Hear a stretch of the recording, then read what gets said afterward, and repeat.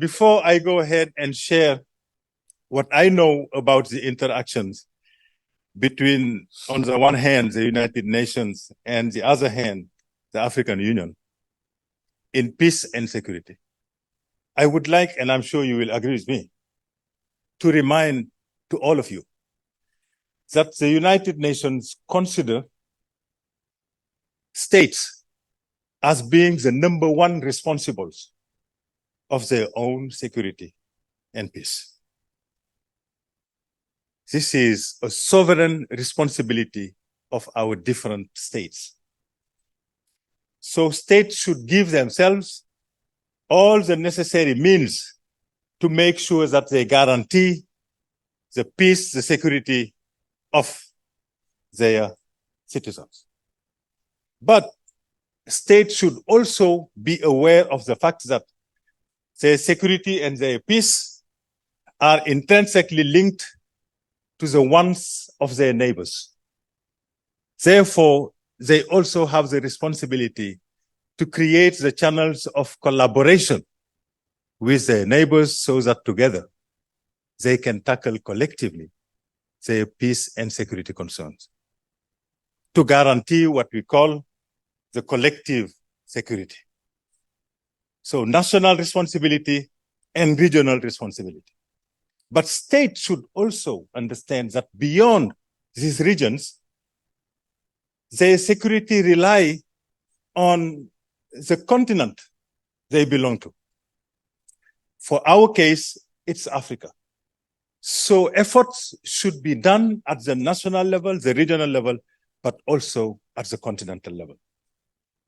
And the world more and more is interconnected, and COVID has demonstrated it to us that things that take place in a point A can have repercussions in point Z. Therefore, at the international level, we also need to organize ourselves so that together we can deal with our security and our peace at the international level. That's where the role of the United Nations is extremely important. And we are very much aware of the collective role we have to play at the level of this very important institution. That is why United Nations Security Council has close relationship with the African Union Peace and Security Council. They have very close ties. They are collaborating on all security issues. The same applies with the Secretariat and the African Union Commission. Those are the ties that exist at the strategic level. And in addition to these ties, we also have frameworks. The most well-known framework is the one that is reinforcing the partnership in peace and security between the two entities. We also have a framework which is there to help implement the silencing of guns agenda. At this UN Security Council, we also have all the times 3 non-permanent members coming from Africa who represent the continent to make sure that the African voices are heard. We have created what we call the United Nations Office to the African Union. And in the UN, we have also what we call the Permanent Observer Office of the African Union. So there are so many structures that belong to the two entities that coordinate their actions, that exchange on a daily basis, and that make sure that their policies are in coherence and also their strategies are in coherence. This is at the strategic level. At the operational level, we are also very closely working with the African Union to make sure that we put in place the necessary measures for a good conflict prevention and peacemaking. At the operational level, we also work with the African Union so that we can undertake together peacekeeping missions and peace support operations. And finally, at the operational level, we work with the African Union to make sure that we build peace and we protect the rule of law. So those are many initiatives we have taken at the UN level to make sure that we have a strong partnership that is revisited on a regular basis and updated so that the partnership is in line with the challenges of the moment. Now, you know, we cannot deal with peace and security if we don't have financial resources. That is why also the UN, next to the African Union, is doing its best to make sure that we have the funds we need to undertake our peacekeeping activities. Predictable and sustainable funding. Predictable for us to be able to plan, and sustained funding so that we can undertake our activities in the long term. In addition to the strategic partnership and operational partnership and the mechanism that is put in place to fund activities related to peace and security, the UN is also working directly with what we call the regional economic communities or mechanisms. We work closely with ECOWAS for West Africa, with ECAS for Central Africa, EGAD, ICGLR, and SADC, where we have what we call the special representatives of the Secretary General, known as being the SRSGs, but we also have special envoys of the Secretary General, known as ESGs. All of them contribute on a daily basis to consolidating peace, security, and stability throughout the continent. In all countries, or to say maybe in most of the countries, we also have our resident coordinators who are responsible of putting in synergy all the funds, all the agencies and programs of the UN so that we avoid redundancy. We avoid the dispersion of our efforts, and we put coherence in what we try to do as a UN system in the country where we are present. We organize on a regular basis field visits to know firsthand what is going on in the conflict zones. And we also support through the Department of Political and Peace-Building Affairs training for African entities that are working on peace and security, capacitation in general, through workshops, seminars. And we also make sure that we help the African Union put in place a mechanism that is efficient and effective to mobilize the resources that are necessary in case of conflict with the Department of Operational Support. So as you see, UN and African Union are very close partners. Now, is it enough for us to guarantee security and peace? I'm sure it's not. But at least it's there. Is it perfect? No. There's always room for improvement.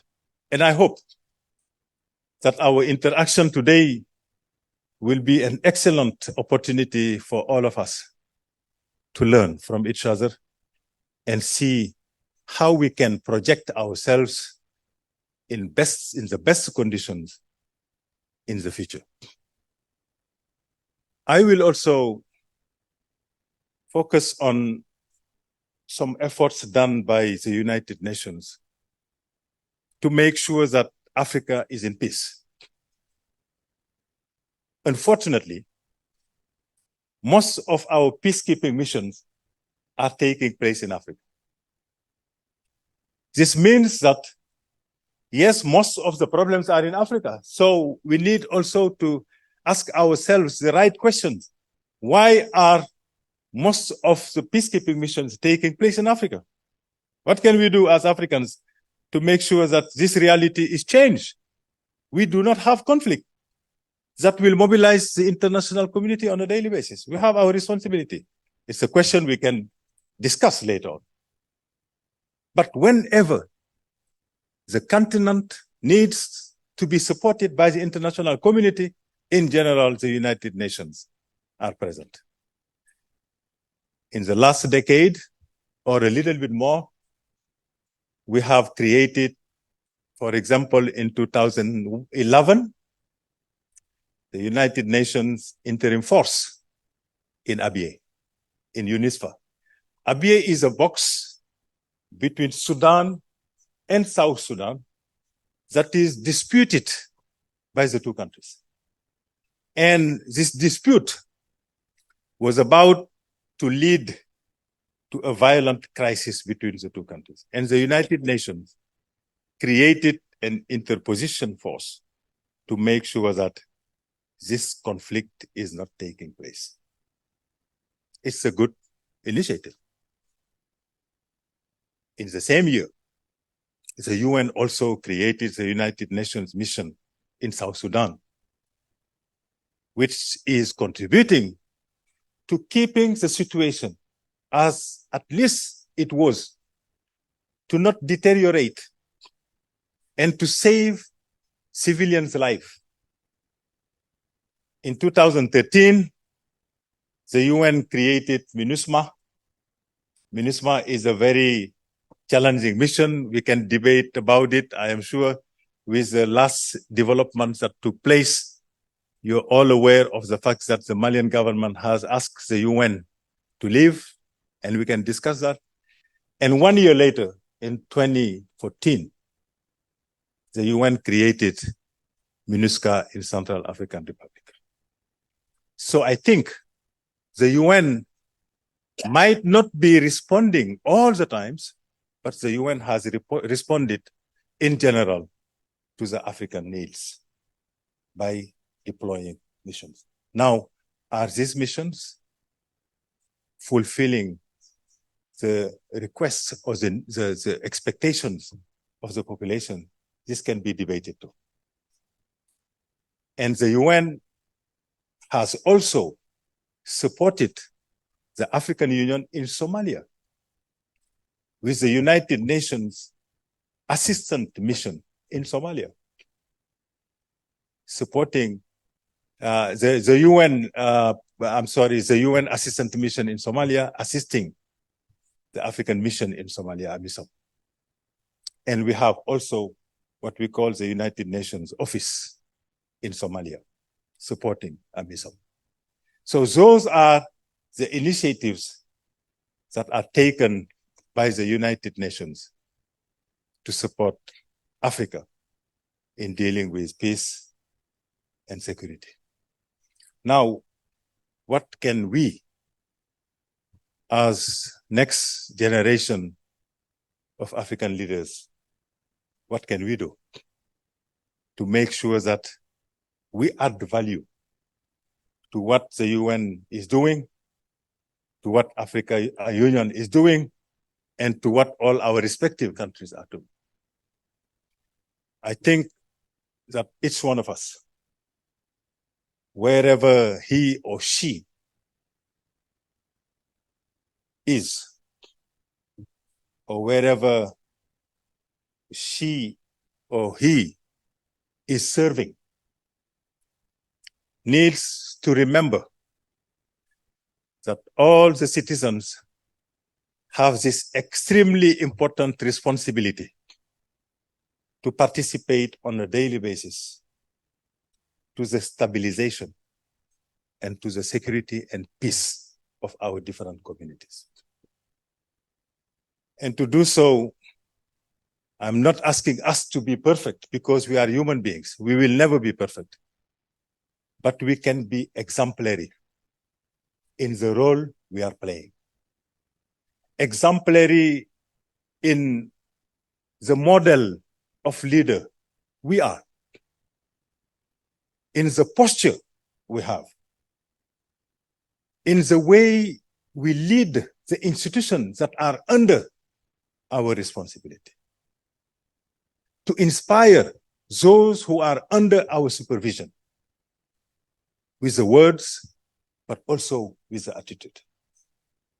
And if all of us, we are able to run the institutions that are under our responsibility with what we call the principle of concentric circles, our communities will be in peace and in security.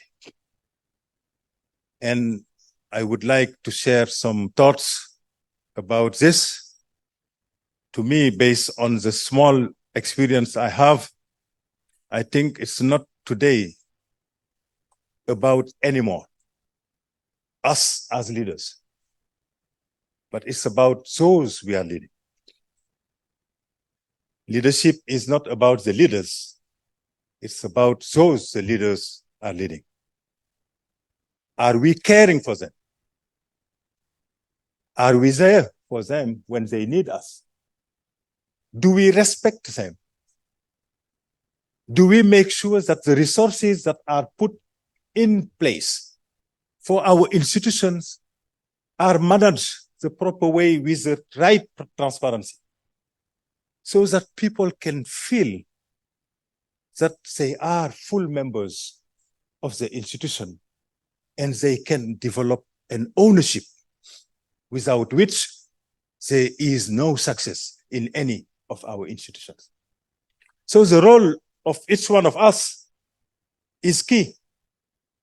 We cannot afford to forget about our responsibilities and finger point, blame others because they are not assuming their responsibilities. Let us make sure that we do first what we are supposed to do before asking others to do what they're supposed to do. I am sure that all of you, inshallah, if our God gives us a long life, will have very important positions in your respective countries. Please make sure that you put your country's interests before your own private interests. If you do that, you will create all the conditions for success. And you will have your people believe in you and constitute a very strong team around you. And when we are strong, we are in a team, there's nothing we cannot surmount. The team will not be perfect. We will have room for improvement, but we will be strong enough to make decisive changes in our societies and our communities.